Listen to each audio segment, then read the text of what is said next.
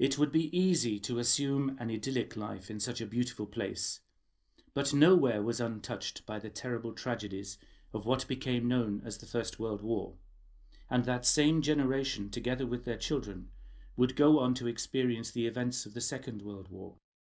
Thomas Hall was a gamekeeper for Lord Joycey before the war began, and in June 1914 he married Agnes in Beaumont Church near Houghton, now a private dwelling. He volunteered for the army together with his brother James. Later, his little daughter Ina, used to the photograph of him in uniform, thought if she saw a soldier, it was her daddy. Thomas went on to be awarded the Military Medal for Valour in the field when rescuing injured men from no man's land. He was later injured himself and suffered from the effects of a gas attack. One incident is recalled by his youngest daughter, Nancy.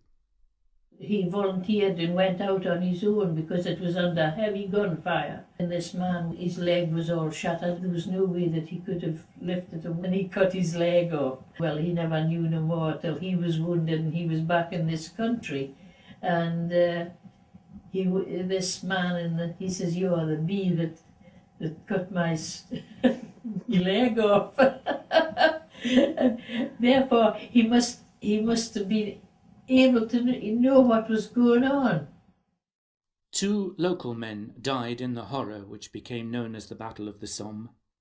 Thomas Hall's brother James of the Coldstream Guards and James Stowart of the King's Royal Rifles, son of the governor of Houghton School, were killed on the 15th of September 1916. They are both commemorated on the memorial preserved in Beaumont House.